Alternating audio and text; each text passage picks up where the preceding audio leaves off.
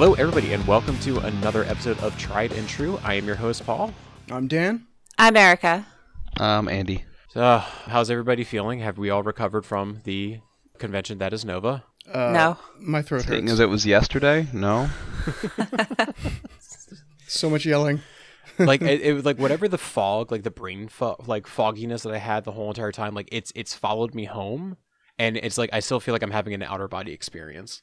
Like it's just like I feel like I'm in a third person game. I'm like above myself, like just seeing like meandering around my house, just like doing things. It's weird. You're like The Sims. Yeah.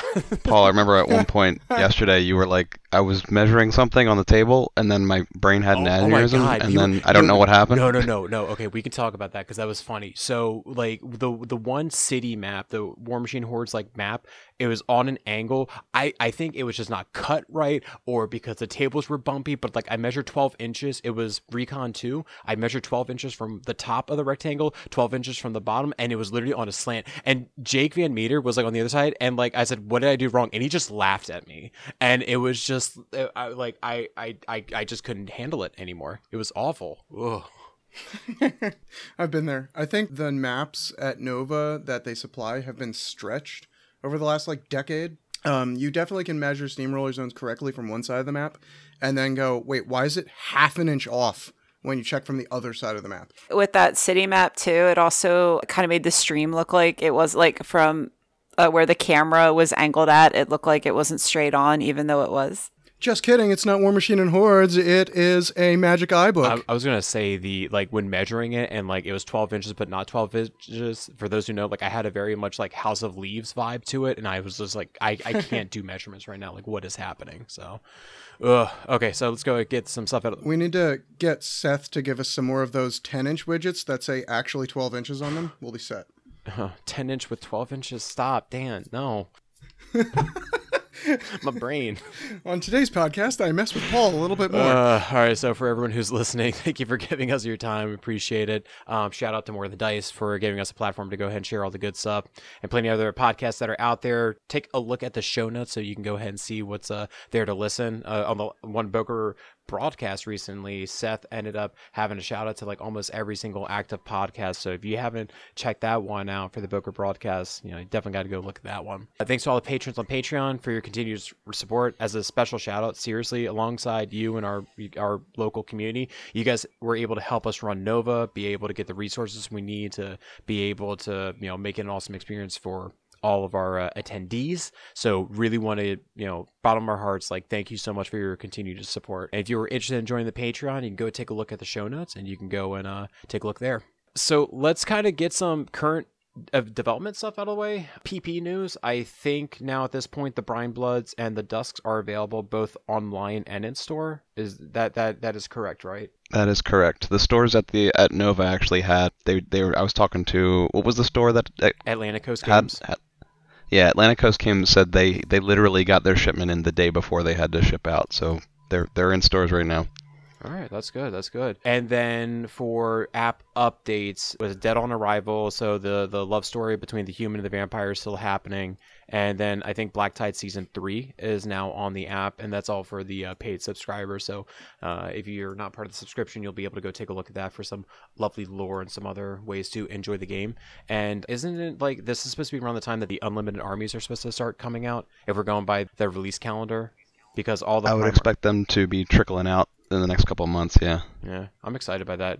Here's something. Do you all think that they're going to trickle those unlimited armies out one at a time like they have been doing for the other legacy releases, or do you think we're going to get a dump of them all at once? I would expect to be a couple a month. I'd hope it would just be a dump, though. Yeah, I would expect it to be like a series a month, between 2 and 6 a month, I would assume. But, like, my thing is, like, I could just see people, like, bitching and complaining, like, online. Sorry, it was just, but like, seriously, it was like, oh, why do they end up doing Signar first, or why do they end up doing Crix first or something? And it's just like... Because Signar's always first. That's how it goes. You will never make the internet happy. They could do it any way that they asked for it last time, and they would still not be happy. Yeah, I would just hope that it'd just be like one huge thing, so that way, like, Unlimited is here, here's all the toys, go nuts, go wild, and I'm excited for whenever the unlimited armies. I mean, I'm going to be honest, like at least for unlimited with what's available right now, Def 19 Thyron sounds like a fun time. Like I'm really excited to do that in Melee at some point. Okay, so conventions. So we have WTC scheduled for October 20th to the 23rd.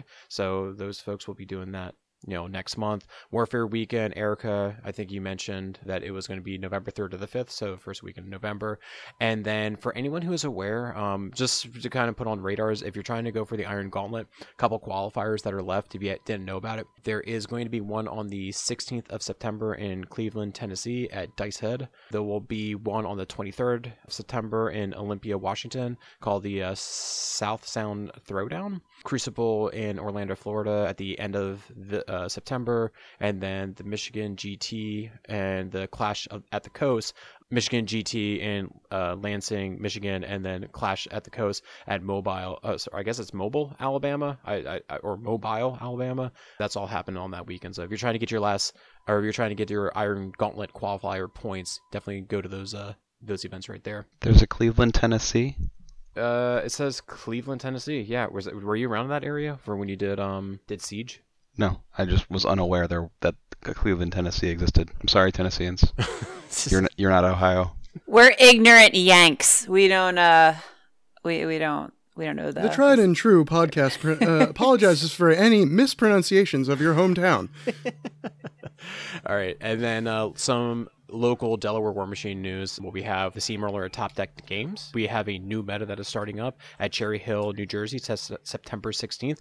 Erica, I know that you were helping out with that. Did you want to go and give some information about that? Yeah, so actually Andy's taking more of the admin lead on it. So we found a Top Deck Games. They recently moved and opened to a much larger location, which is, it's a beautiful store, which can accommodate a lot of players, tabletop and card. We won't all be all squished together. So what we're finding at least at our hometown store at AU, we're getting a little too big to support some of our bigger events there. So it's in Cherry Hill. It's in a nice central location between us and a couple of other metas. So we're hoping to start a Warmachine community there. Right now, signups, we have over 20 people that may be coming. So that'll be a lot of fun if we have a bunch of Warmachine players just, showing up on a Saturday at Cherry Hill, New Jersey. Yeah, so we have that one. So it's a new meta that is starting up. I believe it was Tears who has been playing at our store for like every other week. He ended up pitching us the location. I think it's close by to where he lives. So would he end up being like the lead head there? Would that be like what would happen, do you think? I mean, if Tears would want, or if any other players. So I joined their Discord, and they do have a few Warmachine players who were who played in previous editions who are looking to come back. I think for Delaware Warmachine, we're looking to maybe use their location as an alternate location for our steamrollers at least once a quarter or twice a year. Okay, no, that'd be great. All right, wonderful. So we have that. And then the Susquehanna Scuffle on October 7th, our 3v3 team event. Doors are opening at 8 o'clock, dice at 9 a.m. at the Battle Bunker in PA. Anything you want to go and talk about with that? Yeah, so this is our second year of the Sussy Scuff. This is our fun little meta off on the Northeast coast here. So it looks like we're going to have teams from Delaware, New Jersey, Virginia, Buffalo, I think, sending a team. Oh, Ryan from Blightbringers. He's going to be coming down. Yeah, so it's a lot of fun. So tickets are priced at $30 per person. It's a max 4-round event, and your ticket buys you access to the venue, lunch, and goes towards prize support. So yeah, that should be a lot of fun. It's at a new location, which will be much larger. So shout out to Mike Ireland and Grant Ritchie for letting us use the bunker on Saturday. That's good. And then I think after that's all done, we're going to look into the Resurrection League in the near future. It says possible RPG elements to be incorporated. I think that's trying to call out the fact that we're expecting this dump of Resurrection League information to contain the information about how you can level up your character jacks, how you can apply command cards rewards that you earn during the course of that league, and other RPG-like elements that build your force with more than just models that are available in a normally played game of Warmachine. I think I'm personally really looking forward to that. I have a friend who's been picking up those league games with me at my house, and we were kind of waiting on figuring out how we can use all these really cool toys that they were talking about. So I'm really excited for Oh, this. that'd be great. All right, wonderful. So that's everything that's going on locally for us. And then the final thing we want to do in our little introduction is something new. After going to Nova and seeing that we have all these different metas that came, we had individual come from LA, and we had people from Connecticut and Charlotte, North Carolina, and I was talking to Erica and everybody else and said, wouldn't it be great if we had, a little segment within our show where we can actually highlight this community in case trying to get the word out there, or, talk about the awesome things that they're doing. And then maybe if there's people like, oh, there's like a meta that is half an hour from my house, like I could actually go and drive to that, like why not? Right. Because we're getting into the new edition, and we'd be able to go ahead and invite those people in. So we are actually having our first individual for the community spotlight. We are actually bringing in Taylor, also known as the Ice King. Taylor, say hi. Hey everybody, thanks for having me. I appreciate it. Yeah. It was a very last minute change, but I'm glad you were able to carve out time, and we respect your time, and it's good to go. We clearly don't respect your time, as we bogarted it the entire weekend of getting you to stream, but that's cool. Yeah, I was gonna say I'm still recovering from the convention as well. It's been a long week. Yeah, Taylor, thank you so much for streaming. For everybody who may or may not know, originally at Nova, we weren't going to have any streaming. And then Taylor, aka the Ice King, came in, saved the day. So it was really great to be able to stream games and share those with the greater community over Nova. Yeah, it was awesome to set that up. I came up, I was like, you guys want streaming? And they're like, yes. And I was like, cool, just give me the Wi-Fi password and we're good to go. That's all I needed. No, it worked out. It like the setup, it was funny. My favorite was when we had it set up on the ramen box. The ramen box saved the weekend.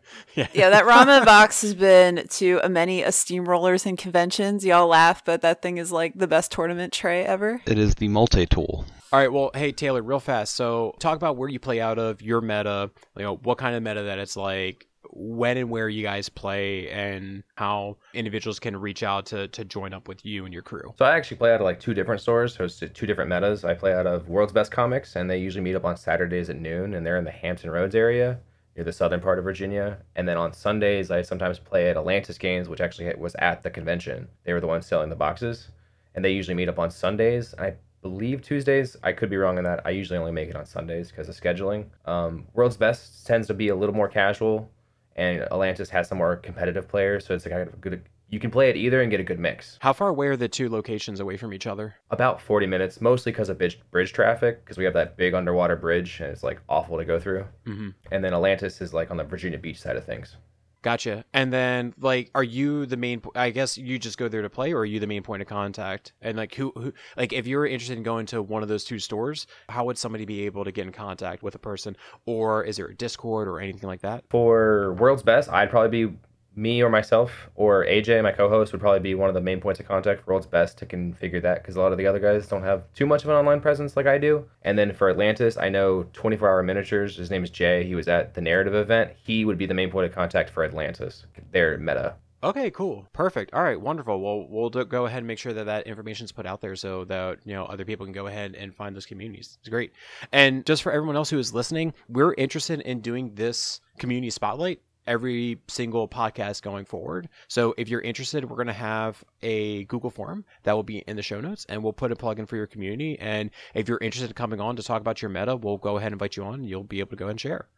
So this would be the time that the community spotlight individual would hop off, but Taylor, Ice King, you were at Nova, so we're actually having you come and join us this episode and actually talk about your experiences here at Nova. I am honored. Thank you. Yeah, sure. So what I wanted to do is just kind of like start with a recap of Nova. It was at a new hotel. It was great. I think the venue was fine. It was beautiful. The freaking convention hall was incredible. What was all your opinions about this location, I guess, compared to last year or overall to other conventions? Most important for me was having everything in the same building. Last year, it felt like you could kind of get stranded in one place or the other, and it would be hard to potentially find some of your mates that you went to the con with because, you might just be in separate physical locations. This year, if you're ever separated from somebody in your group or you wanted to find something, it was comforting just to know all you had to do was stop by a different floor or a different room per se on that first floor, and everything would be right there for you. I just really like the convenience of everything being in one physical location. I think the layout was fantastic. Like being able to just when you walked into the hotel, down the stairs right there, and it was just a big gaming hall. And then you had the food. For us, it was lucky. We had the food right outside the front door, and then the other door was right next to the vendor hall. So it was really easy for us. We were in a good kind of centralized location to get a good of views too. I really liked the Columbia we were at. So last year we were like in the basement, and I'm not saying that the lighting was bad, but like we were downstairs. So it was, you had the main floor, you went down to the terrace, that's where we were at. I actually really liked the Columbia a lot better than the 40K amphitheater, aka the Coliseum, aka the dungeon. That was like no shade, just looking at it, it was like this dystopian almost. I don't know why they chose to use black light as their dude, it was so dark down there. It was like so funny. So like the players were like playing in this pit. There was a couple hundred. Like it was the 40K room was insane, just the wall to wall people. But like they had all the tables set up like in this pit, and then surrounding the pit were like all the vendors and GW staff. It was yeah, it was fun. In the grim darkness of the basement. Yeah. Why do you use purple light bulbs? It's so absurd. Yeah. But no, I really enjoyed the Columbia. The hotel staff like was on point when it came to refilling water, taking out trash, Clean the bathrooms being clean. Yes, like it was very clean. It was very professional. And that's one thing I really like about Nova, not saying that other conventions don't have this professionalism, but for me personally, Nova's 2-2 for, or I guess 2-0 for cleanliness, professionalism. It's just such a chill convention, and yeah, new location. That didn't disappoint. 100% agreed. I think it's very telling that the only real criticisms that come to my mind are minor, just growing pains or little tiniest inconveniences that you tend to notice. But when you look back at the whole week or weekend, as it were, however long your attendance is for, everything went well. Yeah. And that's great. No, I to echo that, because it's like if something goes bad and it ruins the whole trip, that's one thing that you're going to stick with that. You know, it's like, this is why this was awful. But like I know which hiccups you're talking about. And despite those hiccups, we were still able to go run the games. We were still able to get into our rooms at night. We were able to go sleep. We were able to go, like, everything was still perfectly fine. Yeah, I would say the biggest, I guess, hiccups or the most common critiques I would hear from players and fellow staff members about this new location is parking was a big issue. That was really limited. That the garage filled up really quick. Other garages closed at, certain times, so it forced players, to have to leave. And being in central DC, it's very, very expensive. So like the hotel rooms didn't have like microwaves or fridges in it. So you really had to rely on the economy for your food. I mean, you could, like, there were options out there. You had to leave the hotel, but if you were just like at the hotel, it could be a very expensive weekend. Yeah, that was part of their give and take with that, though. I think in order to get the larger hotel, they wanted the convenience of being in the thick of it and having lots of options for food and everything. Everything was just going to be way more expensive because of that. So that's the direction they chose to move you're paying for the convenience. I actually think I spent less out of pocket at this Nova convention than I did at the previous one. I sure didn't. I've not been paying attention. I did. You guys and your bougie coffee, though. No, okay. So like, I think my body was in survival mode at least the first couple days. Like the Andy and I got back. I think I lost weight over the weekend because I didn't eat. I'd like consume coffee and a piece of toast every morning, and that's what like I sustained on for. I gained 5 pounds. I don't know if I was just really anxious or stressed. I felt actually our busiest day Saturday and Sunday were probably like the days where I was like, whew, okay, everything's good, everything's flowing. I think it's because we worked up to that tempo at that point that like this was the new norm, and it just was starting to ramp up to the point that where it was, you're like, okay, no, everything's okay. Just straight up survival mode. The first couple of days were a bit rough for me as well in the differential, right? I went to this convention last year. I knew where everything was last year, and now we're resetting. And that with that hard reset, I am glad that this was our first year running things in this capacity, because it gave us a fresh start. This is our events. This is a new location. We can do with this blank slate what we want to be doing, but having to find everything again, getting turned around when you come up the elevator, that sort of thing. It was Sunday. I was still getting turned around. That's right. Yeah, me too. I couldn't. And then like the escalator and the stairway led to different hallways, and I was like, I don't even know where I am anymore. Okay, so let's go and actually, well, what about the reception from the attendees? Because we're like, everyone seemed to have had a good time. Would you have said? I think that my favorite thing that I heard, I wasn't there for Wednesday's setup or Thursday throughout the whole like day, but people were walking by and they said like, oh, this is Warmachine. Nah, it's not Warmachine. It's like, oh, it is Warmachine, because I think like all the 3D terrain like threw them off. Like, what do you think the overall reception of like everything was, like whether you were in the events or just like a person who was walking by? Being able to do demo events on Thursday and Friday was really gratifying. They're always the most exciting people to come that want to sit down and actually like learn the game. And when they're getting excited for things they haven't seen before, or, the fact that, oh, all your arms and heads are interchangeable now, or your casters have spell racks, or all the new and interesting things. Maybe they're a returning Mark 1 player, maybe they never played the game before. Getting actual, like, complete noobs to go buy a starter kit or something from Atlantis Games or whatever was pretty gratifying. They can kind of go take that excitement back to wherever they came from and hopefully start something where they're at. One thing that we got a lot of so we push out a post-convention survey that's still live. So if you're on our Discord or Facebook, or you came to one of our events, you received an email. We're using all the feedback, whether it be negative or positive, to we always want to make it better, right? So that's, your feedback's tremendously helpful for that. But one big thing that people really liked were the demo armies that we had for players to sign out. So Delaware Warmachine, a bunch of our community members put together 75 thematic lists, a mix of Mark IV and Legacy armies. So as players were coming and doing how to play demos, tutorials, or let's say they just showed up to a gaming convention, didn't have models, they could actually sign out a full list and play over the weekend. So we saw some of that, and it was great. You got different flavors of play styles. Again, we had the Legacy and the Mark IV. So that's definitely going to be a sustain, I think. And if other groups are running stuff, that was very successful to get more involvement and players on your tables. Fully painted lists too. That's important. Yeah. Draw people in with that presence, that paint job, that 3D terrain. One thing I will go say is that when you do the colors, make sure that like your army colors are at least varying enough, just so that way people can see like they're actually like different stuff, as opposed to maybe be like the blue Signar and like maybe like a blue painted Orgoth or something like that. Might just like help out, because like when like at first glance you may not be able to see the two different aesthetics, but I think that the stuff that we had, like, I definitely think it drew the eyes. Yeah, good point. I also think, while we're touching on setup, on behalf of the Tried and True crew, we're so thankful for Delaware Warmachine, Ice King coming out, the community at large really coming and helping us with the terrain night, sending us terrain, coming out to Nova and just be like, hey, I'm a player in your event, but I would like to help set up. You guys, like, we couldn't have pulled off this mammoth of a accomplishment without you guys. So thank you so much.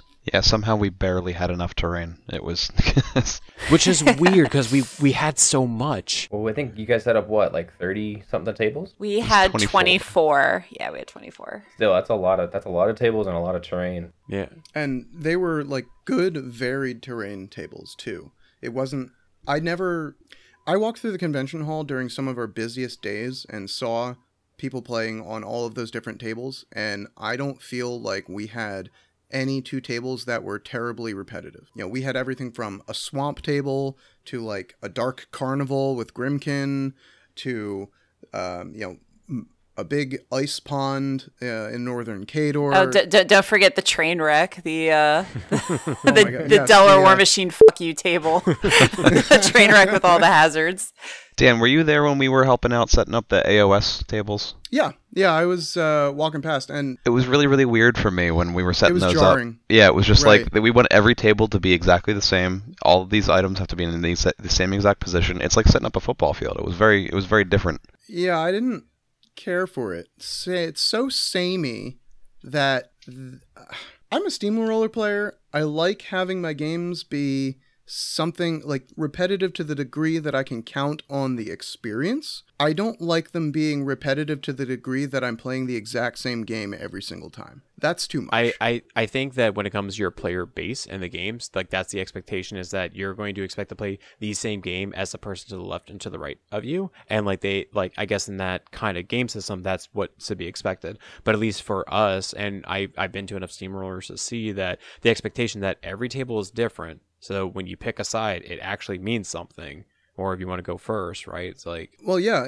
But even beyond that, I think it really helps with the narrative level of the game. If you can imagine you and your army walking up to a different area of the Iron Kingdoms, like in the fluff, and going, okay, I have no idea what this battlefield is like. I don't know what the terrain is. I don't know what my enemy's going to be. Let's figure this out. To me, that's a compelling game experience. But to go, okay, we've picked the battlefield. It is precisely the same as the last battlefield. We can do this. Just so weird. That never happens in a theater of war. Yeah, it was just very jarring for me, where you basically know your map before you even get to the con, which is very strange. I'm like, that's not something I'm used to experiencing. I think the tables were fantastic. There was just enough variety that the die roll and the choice mattered, and I think that allowed the players to make their choice and their game plan different every time, and let the players really flex their mental choice of what side's better for me and how does my army play on this table better than the other opponents, per se. I was really also grateful, though, that because we had so much 3D elements, like a lot of the buildings, like there was no footprints underneath of them. There wasn't a lot of neoprene on the table. I mean, the closest thing would be like your forest templates or maybe like rubble templates and stuff.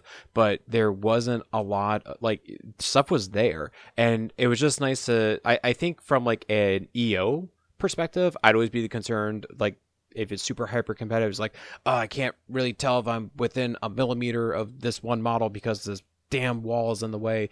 But that was never really an issue, and I think everyone just played around it, and they still had a good time. Yeah, and in an ideal world, we would have everything be 2.5D or have something underneath all of our 3D terrain. We just had so many tables that there was no way to have an exact replica of everything in 3D.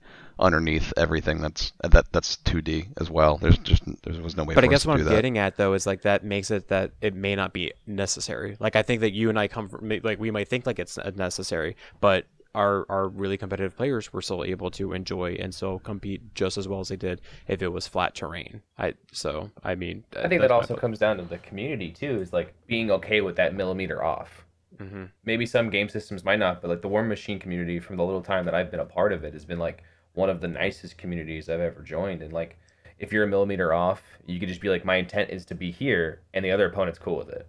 There's I've had games locally where like I know like seeing a couple of guys, it's just like, am I close enough? And they would just be like, yeah, you're good enough. Like we're here to go throw dice at each other and stuff. Like let's just have fun. Erica, what were you going to say? Oh, I was going to ask. So Taylor, so you say you're relatively new at the community. Was this your first time going to a large convention to play Warmachine like Nova? Well, he did Boca Brawl though, but yes. Oh, that's right. Yeah, that's right. Boca Brawl. Okay. Boca was my first real experience, like dipping my toes into like playing with more than just my buddy who got me into the game, and I went 0-5. So it was like, cool, first great experience, learned a lot, and then this was like my first like time I had practice reps in, I had an army list going in, I had a lot of preparation beforehand, and I was able to like use that preparation to play as best as I could, and it was definitely a learning experience. Yeah, from what I remember, you were on top table yesterday, right? Yes. Congratulations. I was nervous as ever. Oh my lord. It's just like because like Jake Van Meter just like destroys you with a smile on his face. It's like, ugh. I didn't get destroyed. I'll take that. That was a close game. Yeah, I don't think I got absolutely destroyed. I pushed it as a scenario late game, like turn 4 or 5. I was like, all right, I didn't just get assassinated. We'll take that. Mm-hmm. Mm-hmm. Against Legion, that's all you can really ask for. Yeah. So going to your first Nova as a Warmachine player, like how was your overall experience with everything? So it's great having you on this episode because we all like TO'd and ran everything, but to get your perspective as a player, yeah, talk to us. I think it was overall like really good as a player. I think a lot of my games went to time, so I didn't feel like I had a lot of time to go get food, but I had also packed food, so it didn't matter as much for me. Stop playing 2-hour games, man. I don't know what to tell you. I'm slow. Sorry. You'd fit right at home in Kador. Oh, yeah. But overall, it was a really good experience. Like, when lunchtime came, everyone was able to just walk out, get food. All our stuff was really safe. It was a really good event. Everything kind of made sense. It was really well ran. So thank you guys for that. But overall, it was just a good time as a player. There was lots of varieties in the events. The narrative I heard went really well. The demos were going all day. I saw you on Thursday and Friday running those. Oh, speaking of the events, this was the first time we ran a larger event with Longshanks. We're gonna keep doing that. Longshanks makes pairings and tables a lot easier, so that you're not writing army lists out manually, and I'm not sitting here doing math trying to figure all that stuff out. So if you don't have a Longshanks account and you plan on coming to any of our events, it's free. It's just a web app. It's all it really is. All it needs is an email address, and you're good to go. Yeah, it's great too because if you like, we have a Delaware tried and true Delaware Warmachine community on Longshanks, so you can register yourself against free app, and then you can register as part of a community, and that helps with things like pairing. There's community statistics on there, so that's like, I love that kind of stuff. So you could see like who's playing what armies, what their win rate is, what scenarios your community might struggle with, what scenarios you're good with. So yeah, it's got all that kind of data. But yeah, if you're in the Northeast, you can push in there that basically for round one, I'd push the button to basically say don't put anybody from the same meta together, so it would be easy to basically have just a good variety of players. Yeah, if you're on the Northeast, like Seth, like Dave, you get on Longshanks. It's a great tool. It's free. It's a lot better than whatever we've been using on the laptops the past couple of years. We just do it by paper. We just like separate everything out and we do the math. I'm like, this is taking forever. And yeah, I like doing the math. It's easy for a 12-person event, but when we got 20 people sitting there with 2 different events, there's the pressure's on. It was also like, I would say people who create their first Longshanks accounts, because it was my first time using it, email took a little longer than I thought it would. So just the account didn't break. The email's just taking a while to get to you. That's all. Yeah, make sure you do that ahead of time because I actually ran into that issue on Saturday morning, I think, or Sunday morning, whatever it was. The other thing we did for our events, Paul, I think you had the idea. So I built all of our tournaments into Longshanks before the convention, and then Paul printed out QR codes. Or we had all the QR codes for every event listed by date, and we printed those out and had those on the table. So when our players came up to register and sign in the morning, it's like, okay, thanks for coming to the event. Here's your QR code. And then they could just like go. They weren't searching for the event or anything. Yeah, Paul, like that was a great idea. That got the weight of them searching and finding an event off their back. That's just for my career. So I mean, like, I try to make it as easy as possible for my students, and I mean, like, see, adults are no different, so it's fine. It's all right. Yeah, no, it's good. I actually used that trick again later in the week when I was giving a game demo to somebody and wanted to share our Discord community with them. Mm-hmm. It's always such an invasive process trying to go and do like a friend request or find them on some other platform like Facebook or something. I just need to share a link with this person. They have their phone. Why is this difficult? And I just punched in the invite link to some QR creator website and pulled their image up on my phone. The player I was giving a demo to was able to scan it, immediately got to the Discord link, and they were in. And it was really easy. If you're planning your own events, especially if there's multiple things happening in the same day, I recommend printing out that sheet of QR codes. It's really easy for players to just walk up and go, boom, I got the link. Thank you. We also like it too so in addition to streaming, it's a great way for us to share links to the greater community. So it's like once those tournaments or IG qualifiers kick off, players from around the world can follow how our players are doing at our events and to see lists. Some people have questions about, what people are playing. It's here. It's on this website. It's actually how my buddy, my co-host, AJ, he was watching me play in live. I'd be like, oh, nice, you're 2-0. Oh, nice. Good luck with your boss fight against JVM. I'm like, thanks, bud. I appreciate that. It's cool. It's nice to be connected that way and be able to share this experience with people who can't be here physically. Quick thing back to some of the feedback that I heard. I was walking to dinner with some of the players after one of our tournaments, and I just took a quick pulse in the middle of the week. And one thing that was resounding in terms of feedback was the events were on time. Mm-hmm. We had 3 rounds. No breaks on this train. We got Army people in here. We always provided players with a lengthy lunch break, so that way they could not stress about getting back to their last round or whatever the timing was. But the point being, that is an oftentimes the biggest complaint that you will get is that we started late, the rounds went so long that I didn't get home in time for dinner, or I didn't get home in time to see my kids. And maintaining a schedule as an event organizer, like, even if you have to be strict about the round clock, about people pausing, overall, I feel it's beneficial to maintain that strict schedule, because at the end of the day, everyone's going to remember the fact that they got to go home at a decent hour. Yeah, I'm going to say this. I think there's two parts to that. Is that one, right? Like, when we got started, we got started. So if a person didn't show up, the clock was ticking, and it is what it is, right? Like, we have our hard start times. But also, I mean, because we had the 75 points, there is a logistical or scheduling benefit to doing 75s instead of 100s, because the games are shorter. You'll be able to get your day done a lot quicker. So I think that because we had a lot of 75 events, that definitely helped out a lot. I think the way too that we scheduled our events is nothing outside of King of Coin was going 4 rounds all weekend. So like, let's say our IG qualifier where we had a full 30 plus folks there, we were going to split everybody randomly down into pods that were all going to kick off at the same time. So it's not like I'm going to sign up for Heat 1 and then drop when I lose my first round and sign up for Heat 2, because it messes everyone's strength of schedule up and it can complicate things. So we were going to split everybody into pods. So those pods no more than 3 games, and then we were going to take the top 8 from those pods collectively, and that was going to be our masters for Sunday. Our big thing feedback from last year was we have players who have flights, who have long commutes. So our goal as a team was to get all of our players on the road by 3:00 on Sunday afternoon, and I'm pretty sure we hit that mark. Well, the goal was 5:00, but I think we hit 3:00. So. we were overachievers. It's fine. I think I was on the road by 5:00. I think I was gone by 2:30. So I was like, yeah, I think we shipped you out first. Yeah, I was home by like 4:30, and I had an hour drive. Yeah, Andy and I, we were the last chalk out, and I think we got home a little after 6. So it wasn't bad. So let's go ahead and finish up this episode by just talking about a recap of the Nova Warmachine events, like how we saw it, right? Taylor, like, thank you for the kudos on the things that you said, that it just seemed like it was great, everything was awesome, and everything like worked out well. I know though, when we were on the other side of the event, when we were organizing it, there are things that we noticed, we realized, and we critique ourselves because we are our biggest critics. So what I thought would be a benefit is that we just go through each one of the events, the 2v2 tournament, the IG qualifier, everything, and maybe just do like a quick recap.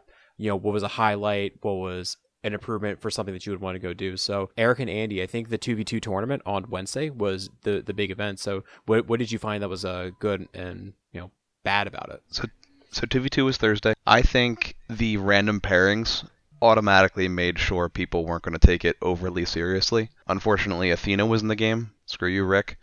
And I think we randomly rolled a double Orgoth pairing too. So it was the power levels were a little bit all over the place. We probably, if we do randomly pair stuff, we might want to manually play around with it. Oh yeah, we're gonna break up. No more double armies. Sorry. Yeah, but I think everybody who played in the 2v2 had a lot of fun doing like an off-color style game where you don't have to, it's not the straight up steamroller. It's you're basically meeting your partner and 2 new people all at the same time, and it becomes a little party around a table. Sure. Yeah, we I'll see this as a way, like, so again, for this first year, I guess our overall vision for Nova. So this was our community's first year running events. This was the launch year for Mark IV. So that was kind of our vision going into this thing, was we wanted to cater it more for people who are coming back and newer players, which is one of the reasons we kept the point sizes small. But the random teams also helped promote that, where we were able to mix and match up players who have never met before, who are in different metas. So it was a good like social, gathering thing on the first day. And just based on the survey results that we pushed out for 2v2, everybody that played in it had a blast and wants to do it again. That's great. So that's always a good sign. Are those sign. survey results public? Can I look at those? You can if you're me. I'll just send you the. So you are not public. Got it. Yeah, I'll figure out how to publish them. I'm getting results in real time, so we just literally pushed this thing out a couple hours ago. So that's good. Please fill out the survey, people. I wanted to add, just from a personal anecdotal note, I had the wonderful opportunity to play on a team in this 2v2 tournament with a twist. My teammate was Zosha Van Meter. What a wonderful person. I even got the excellent pleasure of playing with her against Jake. And the smack talk was real, man. It's all on stream. I was in stitches for like an hour and a half. She is hilarious. So that set the tone for my weekend, and thank you for that. That was a great experience. Those two are quite witty, and when they're across the table from each other, the sparks do fly. That's true. So shout out to Jake if you're listening to this. Whenever you come to any more of our events, we're definitely we have Jake's Grimkin poster. So even if Jake's not playing on the spooky Grimkin circus, he will have a spooky Grimkin poster that'll be following him around on his tables. It'll be It was like the running gag all weekend. He's haunted. You've seen dancing pumpkins in your sleep, sir. Just as a side, like, why was that the thing? Like, was there like some joke behind it, or was there like? He didn't like the Grimkin table because he kept getting stuck behind a pillar. Well, no, he was on it like for 2 out of his 3 games on day 1, and then again the next day. So we're like, okay, we really need to get this man off this table, like for just for like a change of scenery and something different. On top of that, he was playing on that table a lot with the WTC sparring arena, so he just kind of played at that table. So we had the little poster with the clouds. So we just like followed that over. Like, oh, Jake's playing at this table. Quick, put this like cloud effect on his table. If anyone in the community wants a visual of what we're talking about, that terrain was featured on one of our recent battle reports. So we made cloud effects out of like circus posters, and one of my first judge calls for the entire week was walking up to this table, and he was like, and Jake's sitting there, and Dan, and he's shaking this poster at me. What is this? What is this supposed to be? And I was like, it's a cloud effect. You can only see their feet. They're hiding behind the poster. Yep. That's right. All right, Andy, how about the IG qualifier? How did that go? The one on Friday. It went well. We had a bit of a false start early in the morning. Thank you very much to David Lee for getting us going and making sure that we had even numbers for everything. And he basically stepped in and out of a bunch of stuff over the course of the weekend to make sure we avoided buys. Yeah, he Bill Murray'd everything when we needed him most. Yeah, so Dave, if you're listening, so David is going to be, he is this year's Bill Murray Award recipient. So for those that are old like us, so in Space Jam, the 90s movie, the old one, at the end of the movie, they're about to forfeit. Bill Murray shows up at the end and saves the day. So David, thank you. He fell in on events to help us, have a good tournament number. He even sat with Gainerman Pete in one of his Spelljammer sessions because they only had one other person. So David, awesome. We love you. Thank you so much for all of your help. All right. Anyway, so improvements I would make to the IG qualifier. We were running 2 events at the same time. It would have been better to basically do a big swap between the 2 events and have them play 2 separate scenarios. That way you don't have to change the tables at all. Once both rounds are over, if they start at the same time, you just flip tables from event to event, and everyone gets a clean slate, and they get to play a different scenario for at least the round of 2. Yeah, for 1 and 2 basically. So you're saving time that way instead. I think we implemented that on Sunday. Yeah, and between round 2 and 3, there's a longer lunch break. So as judges, we had ample time to go in and reset the tables as needed. Perfect. Yeah, that was also good for stream variety too, because that brought up like when we swapped tables, the other event was on stream then. Yeah, it wasn't just like straight Masters or straight King of Coin on the days. So it's like I think the Steamroller final was between Ryan and Chris, and Ryan's like, "Oh, I had no idea I was gonna be on on stream." So I think that that's cool to be able to. A couple other guys, they're like, "Oh, can you text us the link? We want to send it to our wives and our friends back home so they can watch us online." It's like really cute to me. Yeah, so that's something I'm going to try and incorporate more for next year, just to simplify the round-to-round events. And then how about the casual steamroller? So again, with the survey feedback, we're getting really, really positive feedback from players that liked having those 2 modes of play running at the same time. So I think it was cool to have our players basically in the same area. So nobody was like, it wasn't like over here is IG and over here is casual. Everybody was intermingled with one another. And it gave another format. So let's say you're just showing up for the day and you don't want to you can't go to work for a weekend, or you don't want to dedicate the full weekend to Warmachine doing this qualifier. It gave you another format, which was also recognized. So no matter what you were playing in our events, that was also important to us, is we want to make sure we had prize support for everything. We had certificates, we had plaques, because people are spending their time, their money to be here with us, and us as a community, we want to recognize that. But yeah, I think that we're going to continue with that moving on in the future, having those two modes of play kick off at the same time. Yeah, I think the one downside to the way we structure it like this is that both events are going to cannibalize each other a little bit. Say you got 10 people for one and 10 people for another, that's going to sort of eat into each other's population for your tournament. If you want to push people towards more competitive stuff with the IG qualifier, or more people are more newer and don't want that pressure. I think from a player perspective, it's better to have the choice, but from an us perspective, we're hoping and praying we get enough people to make sure that we're Taylor, you're a player. What do you say? What do you think? I would say it's just going to keep, because the game's growing again. I would say it's only going to keep growing each year with Nova and other conventions. The game's going to keep growing, player count's going to keep growing, and then you don't have to worry about the cannibalization of the two events, I don't think, in time. Fingers crossed. I hope it's not a problem. I hope you're right. I could see maybe a cannibalism is if you have like a 100 and a 75 point maybe scenario running at the same time. That could maybe be something where people are like, oh, I really want to, play this one but versus the other one. But that might be like where it would be. But I do think, though, like you're right, that because it seems like people like older players and also these new blood that's getting into the game, I think that's going to be helping out in increasing the attendance at these at the events. Speaking of 75 and 100 points, as of right now on our survey, it is a dead heat 50-50 of what people want to play. Roll one of each.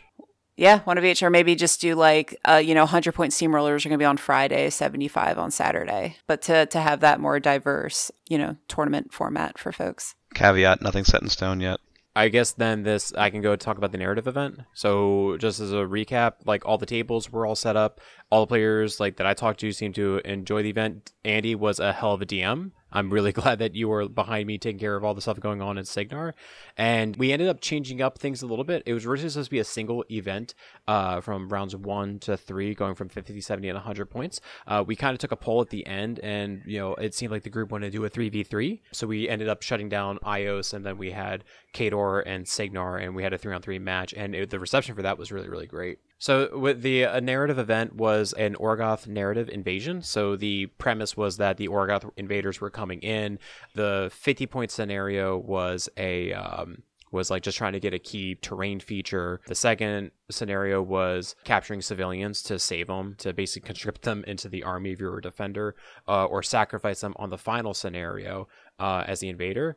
And then the third scenario was the invaders sacrificing the civilians, getting benefits to their army, while they were doing it. And the defenders were trying to stop all these sacrifices from taking place. And I have to say, it was incredible to watch, especially the third round, because we had on our Kador table, it was Orgoth, 3 Orgoth players versus 3 Ret players, because we kind of said, all the Ret stuff will work for Ret, and all the Orgoth stuff will work for Orgoth. It was just really cool, to see them, work with each other, and it ended up with Sabreth, just kind of letting Harusk and Kishtar die, and taking over and being able to finish the last set of sacrifices. It just felt very, thematic and narrative and great. Yeah, it sounds on brand. It is very on brand for her, yeah. But the highlights, there was a lot of really fun, cool stuff that ended up happening. Lots of things that have exploded on all the maps. And the artifact system that I had, it seemed that was a bit of a hit. We had Weapon Master, Commodore cannons, snacking warjacks, a mangler, just 8 people. It was just the weirdest thing ever, but okay. And then it's developed a thirst for blood. Oh no. And then we had Reavers getting incorporeal, and they just were running around the map. It was just really kind of cool. It would never be in a normal game, but it was just something neat that you tell the other players that's awesome. I wonder what's going to happen. Andy, were there any specific events that happened that you remembered? Yes. I have way too many to count. We had powder monkeys getting shot out of Commodore cannons. We had so I had a lot of NPC events on my tables. Basically, just random. If you ambush a unit, then I personally, as the DM, would counter ambush with somebody else just to screw with you. I had they fired a Commodore cannon right next to a giant tomb that I had a a slag troll sleeping in. So clearly that woke up the slag troll, and the player had the wherewithal to pull his bosun Grogspar, I think his name is. He just happens to be a random troll in the Italian Charter theme, and he's like, "Can I fell call him?" And I was like, "Does he fell call?" He was like, "No." And I was just like, roll an improvised fell call. And from that point on, he rolled an 11, so he had a pet slag troll that followed him around. Lots of random stuff. David Lee and Cap had a parlay in the middle of their table between Krios and Kishtar, I think. It wasn't so much a parlay as a negotiated surrender by Krios. I'm not entirely sure why that happened, but it was a quick game, I think. So funny. They basically spent 10 minutes blowing everything on the table up just to see what I would do to them, and then they said parlay. Yeah, they ran their casters to the center of the board and just did the parlay. Let's see. So in Kador, I had a couple of funny interactions. So I think play of the day went to Liam. He fired a Magnus rocket into a giant oil tanker we had in the center of one of our Kador maps, which had an iris on top. So once the missile hit the tanker, it had, a full round before it exploded. So like it would kill Iris if she was still on it, right? And then it would throw every model that was within 2 inches of it and then be removed from the board. One of the Kador maps had like a gypsy wagon that our players could buy like random potions from. So if they went up to the wagon, they would roll a d6, and obviously one's bad, right? And then they would get a random effect for a turn. I do have to say, Saturday was kind of a crazy day. We had a bunch of things going on in addition to narrative. So for Kador, I'm sorry, guys. I feel bad that I wasn't able to dedicate the as much time as on the other tables. I was running around a little bit, and I apologize for that. But thank you for your patience. I think that highlights a bit of learning experience for us for the narrative event specifically. All of us were dedicated to more than one table at once, so it's difficult to DM multiple games at once and keep your head on a swivel and make sure all your procs are going off and everything like that. Yeah, I think you need that consistent presence at the table, and we saw that on the Ios and Signar tables, not so much the Kador tables round 1 and 2. So I'm sorry for that. Erica, I have to ask real quick. The gypsy, it was Old Witch, wasn't it? If we were gonna try to incorporate Old Witch, I'd need to bring her. I think in the last game, Akers was like, "No, screw this gypsy wagon," and like yeeted it across the board with one of his tyrants. No, I'll tell you this. No, I was there for that. So a couple of my highlights, right? Another one with Liam. He Jay ended up having a Cage Rager like run towards like Liam's Dusk army, and he was like going to go shoot him like with this rifle, guys. And instead, it's like, hey, there's like the statue. Why don't you just shoot the statue and have it fall onto the Cage Rager? And like they end up shooting it, doing that. It was just, and they just basically took turns like throwing like the statue at each other to the point that it broke, and I had like void spirits or like evil like red soul. I don't know how it ends up going, but like these like spirits ended up like popping up. Oh, that reminds me of another good one. So Krios had Invaluable Resolve up, and someone slammed a pillar into him. But so it's sort of a unstoppable force meets immovable object kind of thing. So It's I had like an anime where it just like explodes on his. I literally just had it roll over top of him and into the dudes and behind him. The poor choir took a hit.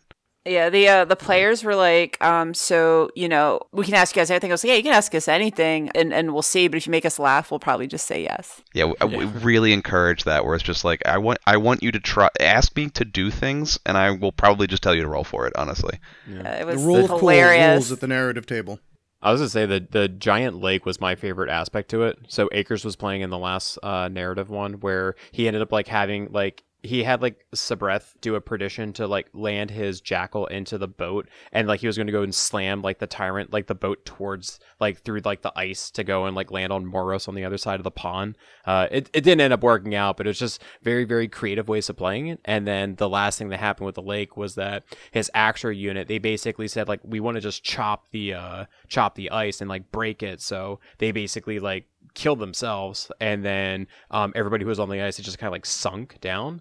and then it like kind of like blocked off a whole area of the map, which is just like kind of cool, right? It's just, you know, there's no rules for it. You just roll, have fun, and like we're at the end of the day, we're telling a story. So one more. All right, one more. So my counter ambush with Braylon Wanderhart and her gunnery sergeant captain dude. On the gunnery sergeant, there's a pig model along with the gunnery sergeant himself. I'm not sure which one is actually the gunnery sergeant. Anyway, he had Lord Rockbottom come walk over and try to bribe them to be on the invader side. He rolled not particularly well, so Braylon did not get bribed. The gunnery sergeant did not get bribed, but the pig shanked his commanding officer in the back because he rolled like a 12 to hit. That's awesome. And then Braylon promptly murdered the pig and then shot Lord Rockbottom for the bribery.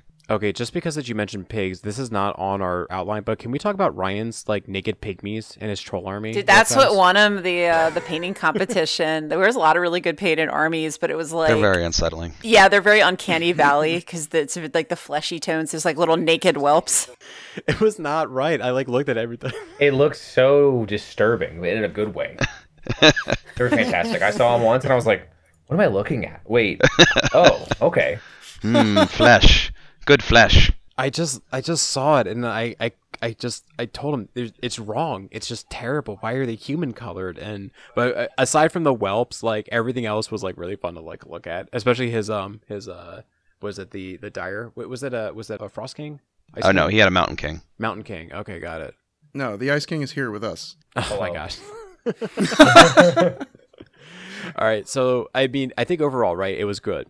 But in areas of improvements for the narrative, here's what I realized with it. It was a lot of stuff happening. It was like a hybrid between like how I saw like the current narrative events, and I wanted to add like an RPG flavor to it that we would see at like other cons. But what I found when actually doing it was that some tables like had MacGuffins that you could interact with, while when I was in iOS, there wasn't really much to interact with. There was like statues and buildings, but like that was it. So that was a problem where creating these narrative tables, I didn't feel like I had enough toys for the players to interact. So I had to go and like throw like things happening, like a group of Stormfall archers just walking through and being on patrol and, you know, coming across Grimkin and be like, well, this shouldn't be here, and, you know, opening fire. I had a similar problem in Signar because we had a table that was literally just an entire table, just a town. It's just nothing but houses. Good thing was, I think it was Larry. He set one of the buildings on fire, so I literally just had the fire hop from building to building and slowly burn the city down. No, that's good.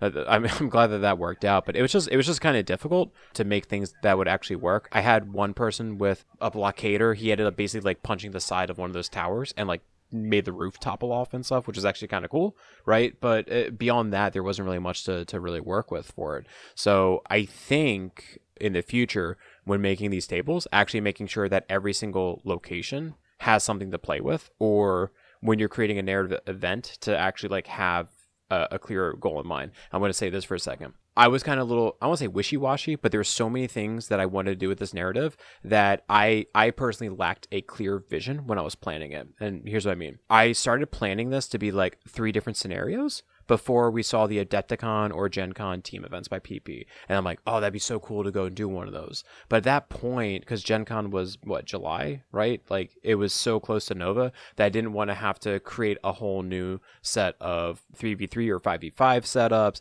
I didn't want to change the primer. So that was just, like, an issue. I mean, we kind of audibled into that for our 3rd round. Well, we did, because it was interesting for people to go and do, but the problem is that I guess like for me personally, I didn't just stick with my guns and actually go with like, we're going to go do the 50, 75, 100. At the end, like everyone had a good time, but it just, I know me personally, I think having a plan and sticking with it and then adjusting that plan as necessary, as opposed to changing the plan. This is your peek behind the curtain, folks. We don't have any idea what we're doing. Yeah. They're lying. They're fantastic at it. Don't listen to them. They're just hating on themselves. We're excellent bullshit artists. It's fine. But what I'll say though is that at least for Nova 24, I'm definitely have an idea in mind. I'm excited by it. So I'm already putting things into the sketchbook right now. So looking forward to that. I think if nothing else, the narrative experience gave us a lot that we can learn from and use to better our future events. It was already pretty awesome from what I saw looking at the tables and from all the players that I spoke to. So this goes out to everybody listening.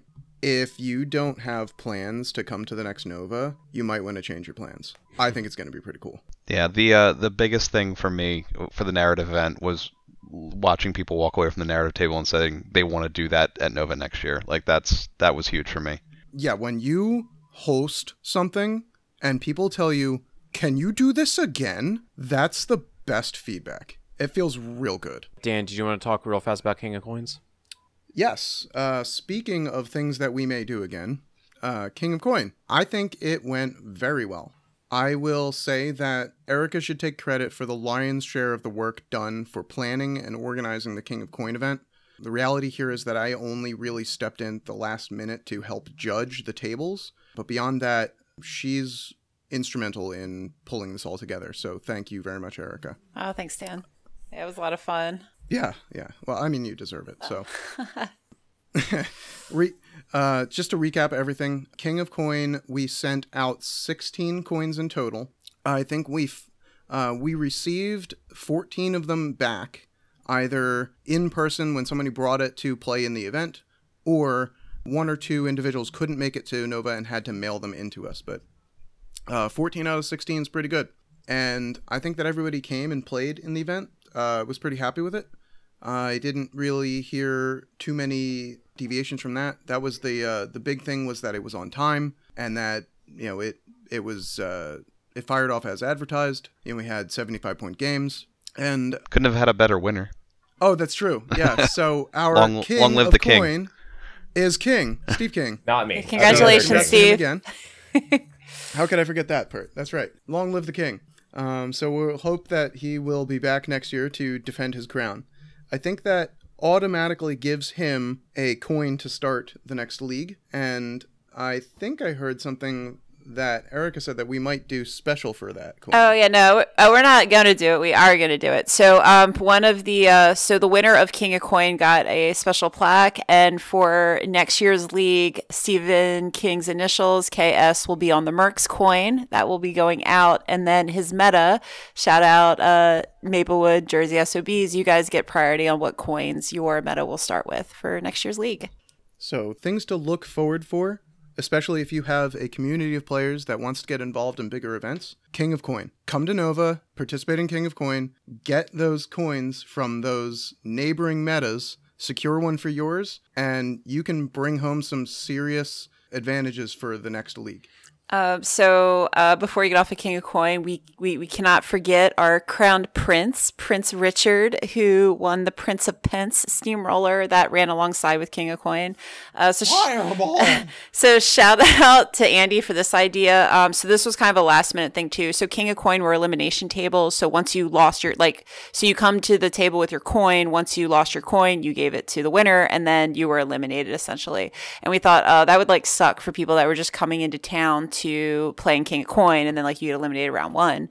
So Andy's we should have another steamroller that runs alongside of it. So we called that our Prince of Pence steamroller, which also had prizes and a certificate, which basically your record from King of Coin just carried over to the Prince of Pence table. So both of those steamrollers ended at the same time and was a lot of fun. So congrats to Rick. Yeah, congrats to Rick as well. He earned it. He's been putting a lot of practice in with his Storm Legion, so it shows off. Are we going to talk? So Magnus was a really big thing in this 75-point steamroll. A lot of people used him. Do we want to talk about that? I think we can leave game balance out of this one. There's plenty of stuff and plenty of meat in this. Yeah, I think we can mention it as far as it was pretty awesome seeing Magnus and his character Jack Invictus featured in so many of our events by so many of our players.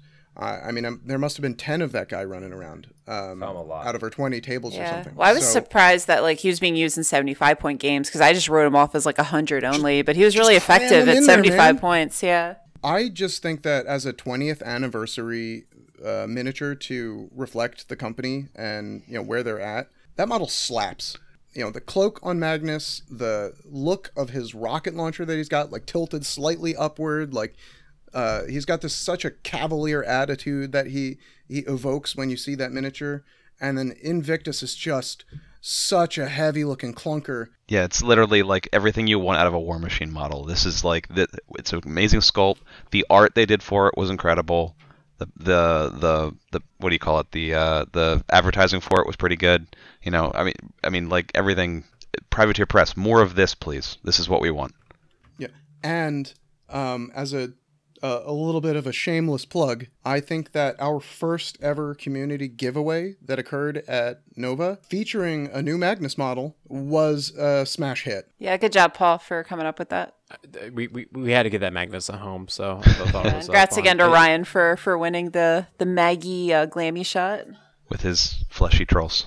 I'm telling you, like that, like I told him it captured the spirit of what I was looking for. Like I wanted like one of the old timey, like no quarter magazine, like army diorama shots, and like it hit it. Like that's exactly what I was expecting to go and see. So it was incredible to go look at. Like and I kept on going back to seeing that picture like over and over again. I'm like, damn, that's like so cool looking. Yeah, I agree. It was like Captain Gunbjorn's location was getting shelled, and he turns around and points. I'm like, there they are, go get them. We're going to have to throw a link to that posting on their show notes because, yeah, that's a photo that deserves to be shared. 100%. And then finally, the IG qualifier. Andy, any recap with that? I think more of the same for the qualifier and this. If we were having two events, we had a small steamroller going on at the same time as well as the IG qualifier. I think the same thing. Lessons learned for this can be said for Thursday. All right, cool. All right, then plan for next year. What do you think? I mean, we're in it. So I'm right now collecting after action thoughts and comments from our team and our players, and then at the greater Warmachine community. So the Nova staff, we're supposed to meet online over the next week or two to go over some of that. So fresh off the press, you guys, there will be fridges in the rooms next year. Apparently the hotel was going under renovations, and that's why there are no fridges, but there will be fridges in the rooms next year. Hallelujah. Huzzah. My overnight oats. Will there be microwaves? I can bring fruit? Oh, yes. Andy, is there anything that you're looking forward to doing for next year? I'm looking forward. So we had a couple of our locals reach out to us as we were, getting burnt out over the course of the weekend to say, hey, for next year, put me on the list. I want to take a shift doing something.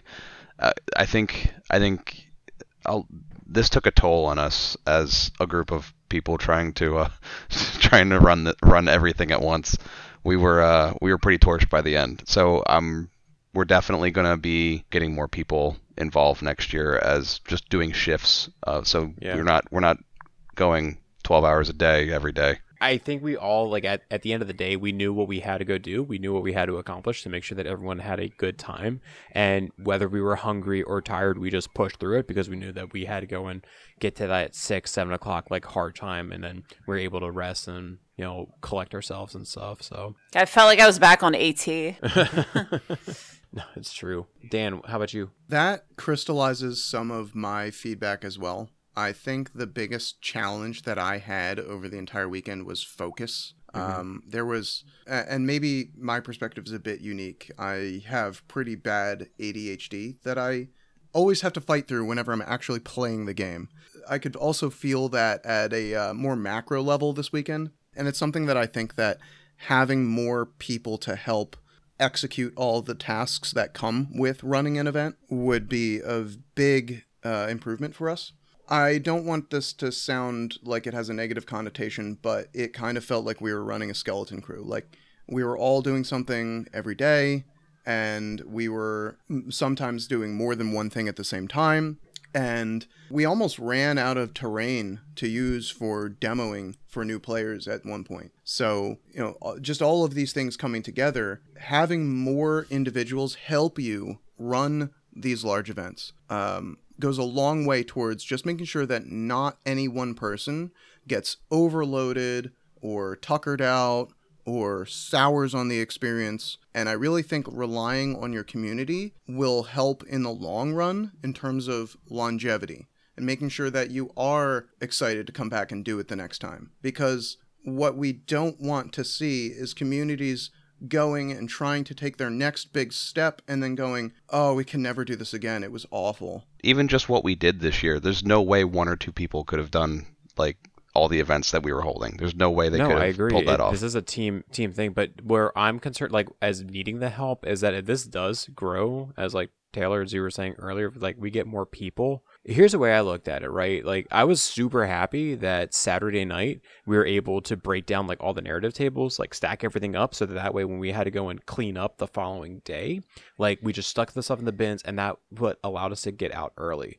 We won't be able to do that if in the event that our tables are going to be filled, and that means that we're going to be spending that much more time doing all these things to get everything cleaned up. So it's not just that though. Like for everyone that shows up and helps bring physical items from point A to point B, yes, the help of schlepping things from place to place is invaluable. You can't run an event unless you can get your stuff there, and I get that.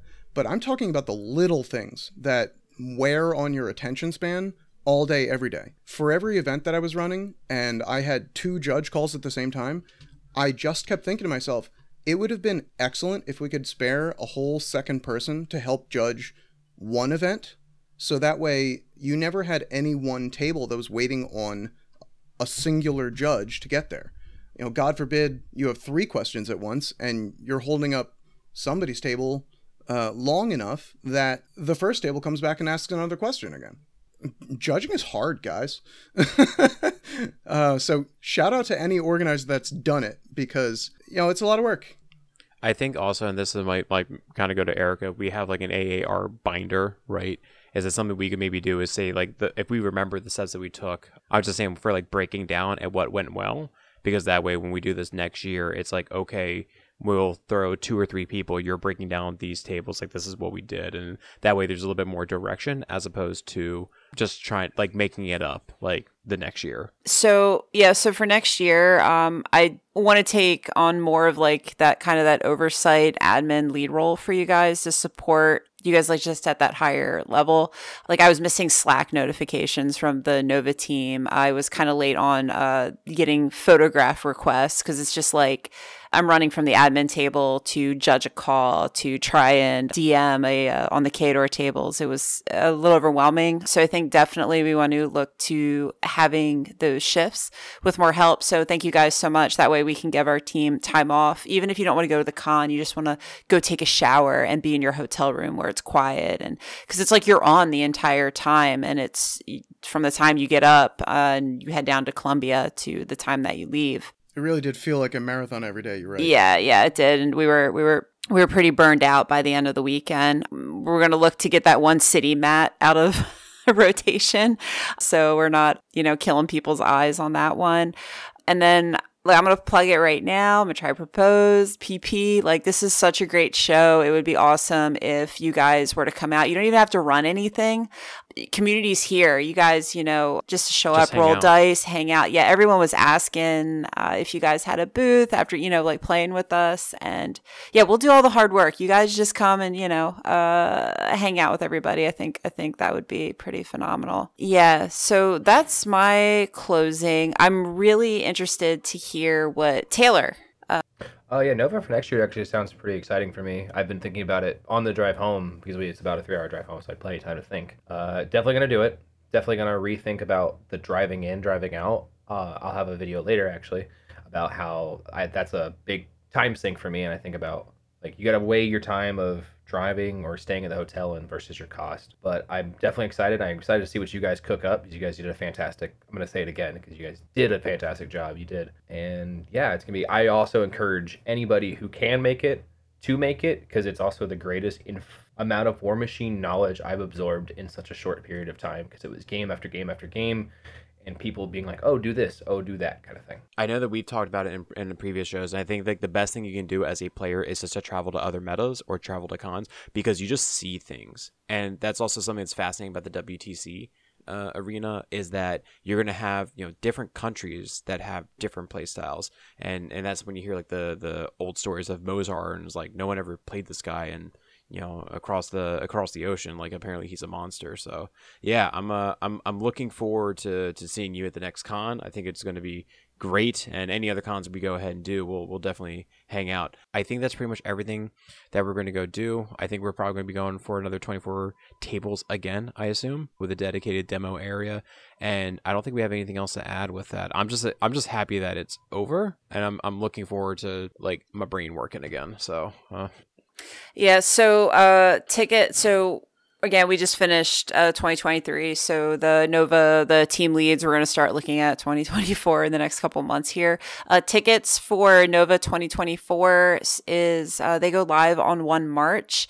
And tables are so dependent on ticket sales. So if you are on the fence and you're not sure if you are going to go, we just encourage that you get your tickets early so we can secure those that table space. Because on Thursday we did lose a couple tables just for the day, right? Thank goodness it was only Thursday. But yeah, so March 1st, if you guys want to come, please pick up your tickets early. That would help us out a ton. One thing I would love to see, if we can get more tables in the future, is just a section dedicated to people to want to do Warmachine pickup and play games.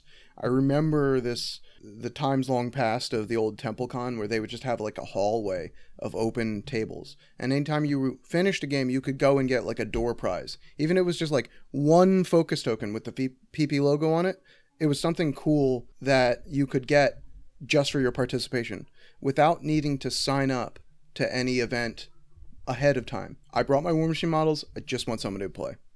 I'd love to be able to support that more, but we cannot do that without your involvement, team, people out there.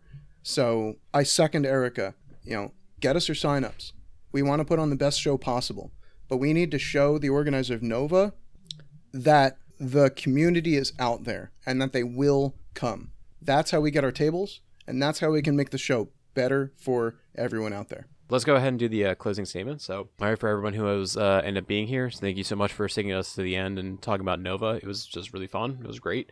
And, we'll end up putting our heads together on what the next convention is going to go ahead and look like, and as well as other episodes we're going to go ahead and do. All right. Hey, Taylor, we're going to our last segment. Do you have anything that you want to go ahead and say or plug? Anything about the Ice King channel? The floor is yours. Yeah, so if you guys want to find me, I am Ice King. You'll have to type in Ice King Warmachine because apparently YouTube gave me 4 random numbers that I'll never remember. So when you search Ice King, you have to add Warmachine at the end of it, and that's how you find me on YouTube. I'm also on Twitter and Instagram. Just Ice King. Look for my picture. It's kind of obvious, and my links are on my channel, which you might link below. We'll see. So I'm on YouTube, I am on Spotify, and I am on Apple as well. I know there's a little issues going on with Apple. I'm going to investigate those today, but by the time this goes up, this should be fixed. We'll just go around. Dan, your closing remarks. Yeah, I had a great week hanging out with everybody here, as well as everybody in the community that we had a chance to meet. Had an awesome opportunity to give a Mark IV demo to Miranda Wargamer Girl, so that was a highlight for me as well. She seemed to like it, and I hope to see more of her online and in our in-person physical events in the future. Nova was great. You should go. That's my closing. Erica, anything you wanted to go add? Yeah, thanks again, everybody, for the great weekend and coming out to, play games with us, roll dice, hang out. Thank you again to the community. Shout out David Lee for stepping in.